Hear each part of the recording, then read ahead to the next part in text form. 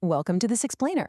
Today, we're going to dive into something pretty wild, the surprising, entirely budget-driven reasons why the internet's precursor, the ARPANET, decided to go with a scrappy, totally unproven new technology instead of just piggybacking on the world's most successful network model. It's a fascinating story, really. It shows how financial constraints, rather than just pure technological ambition, accidentally laid the groundwork for our entire modern digital world. So, to really wrap our heads around this fundamental choice, we have to look at the absolute giant of 1950s communication, the Bell Telephone Company. At the time, their telephone network was this massive, incredibly successful engineering marvel. It dominated the entire landscape. Naturally, you'd assume that anyone wanting to connect computers would just copy what Bell was doing, right? Well, spoiler alert, they didn't. And that's because the status quo actually demanded a completely different approach. On one hand, you had the Bell telephone network. This thing was a centralized behemoth built on these star-like topologies. Because of that design, a single failure at a central hub would literally kill the whole system. To prevent that, Bell had to build incredibly expensive, perfectly fail-proof switches. Plus, it was designed for exactly one thing: continuous analog voice calls. But then, on the other hand, you had the reality of early computer networks. These needed to be decentralized, they were on incredibly tight budgets, and honestly, they were built using completely unreliable parts. Oh, and they had to handle bursty, varying streams of data, not just a smooth, continuous voice stream.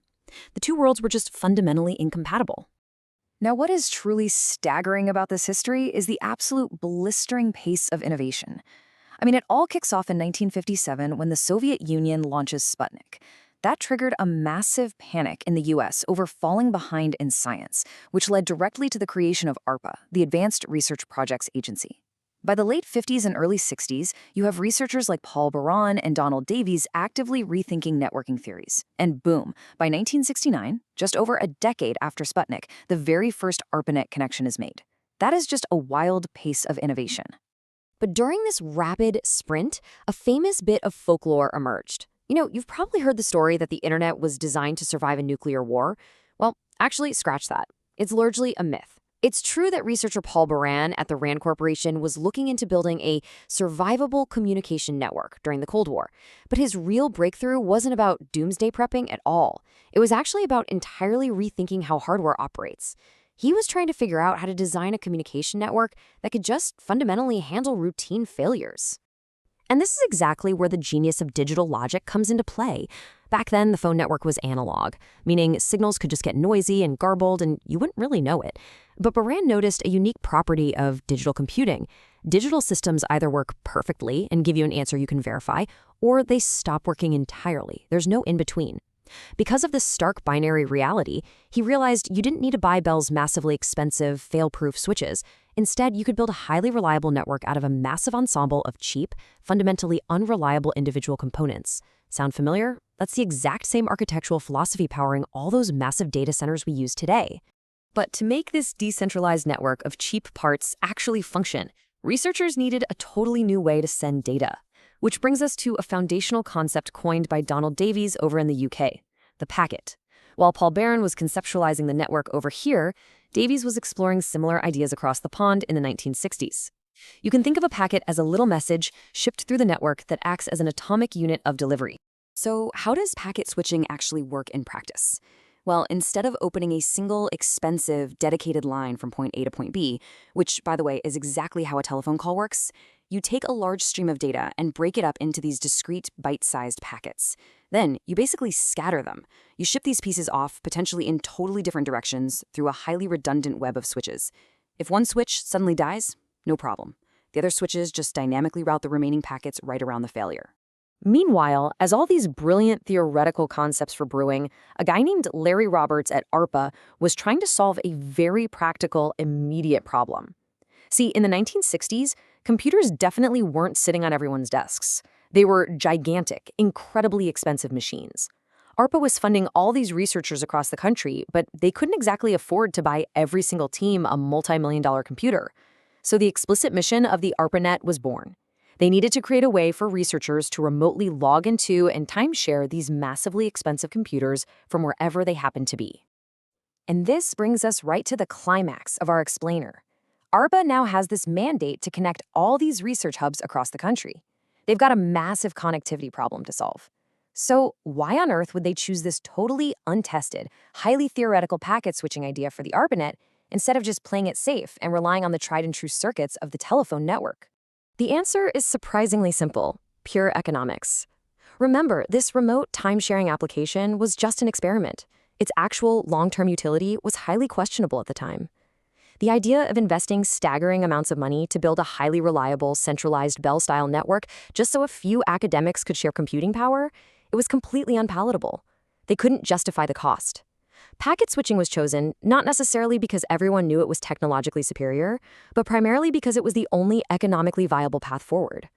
Unsurprisingly, the established powers were, well, less than impressed. The telephone companies, specifically giants like AT&T, looked at this packet-switched proposal and just thought it was a terrible idea.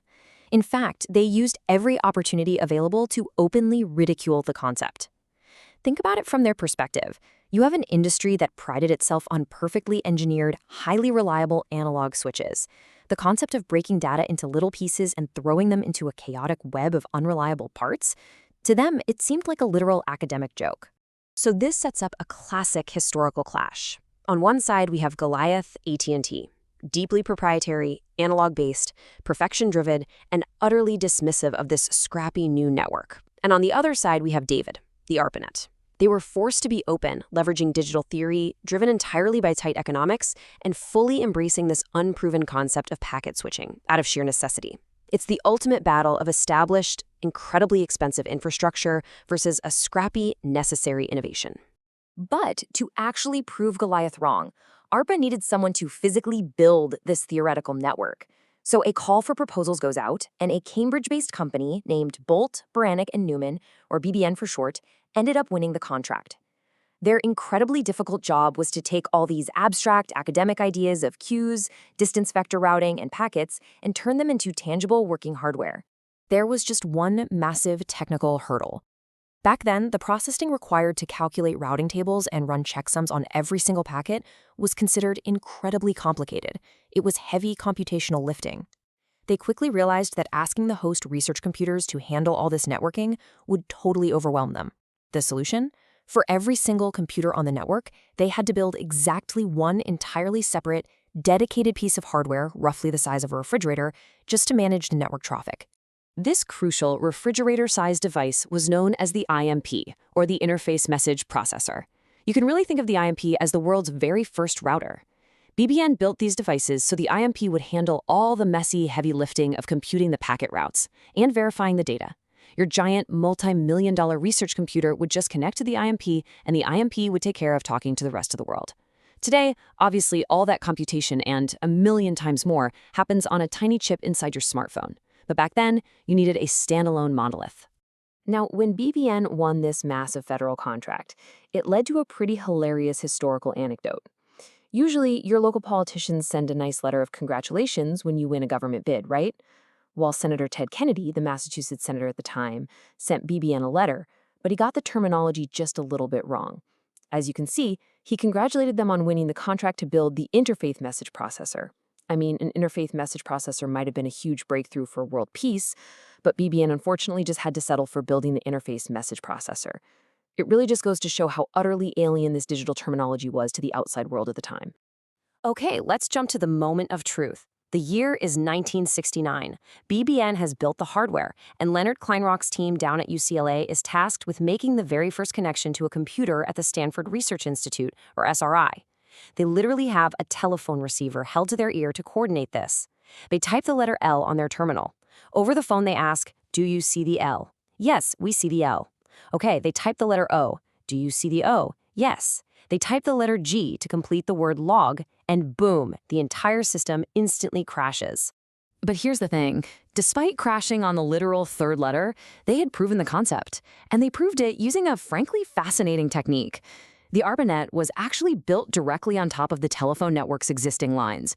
The researchers didn't go out and lay brand new cable across the country. They just leased phone lines and ran their own packet-switching IMPs on the ends. It functioned as a hostile overlay. They were literally using the underlying infrastructure of the telephone monopoly, the very people who thought the project was a joke, to build the technology that would eventually disrupt them. We see this overlay concept constantly today, right? Think of Skype or peer-to-peer networks building entirely new applications on top of the existing internet. That 1969 crash perfectly captures a core engineering philosophy that drove this whole thing. The most important optimization in a system is going from not working to working. The telephone companies were paralyzed by this need for perfect, 100% reliable systems before they deploy anything. But the ARPANET architects realized that just getting a cheap, scrappy, redundant packet switch network to functionally pass data, even if it totally crashed on the third letter, was a colossal victory. Getting it to work at all was the milestone that changed history. And that brings us to the foundational design philosophy that allowed the ARPANET to evolve into the global internet we know today. When in doubt, leave it out. The architects realized that the network infrastructure shouldn't try to solve every single problem. It absolutely shouldn't guarantee absolute reliability, because not every application needs it. By keeping the core network totally minimalist, completely open, and avoiding those proprietary lock-ins, they ensured it was flexible enough to support applications they couldn't even dream of back in 1969. Which leaves us with a pretty fascinating thought to wrap up this explainer. We just saw how the colossal, centralized, perfectly engineered telephone monopoly entirely dismissed an unproven, decentralized, budget-conscious experiment, only to watch it become the literal foundation of the modern world. So it really makes you wonder, what giant, perfect monopolies today are looking down at the next scrappy, decentralized, economics-driven revolution and laughing, completely ignoring the tidal wave that's about to overtake them? Thanks for joining us for this explainer, and keep asking questions.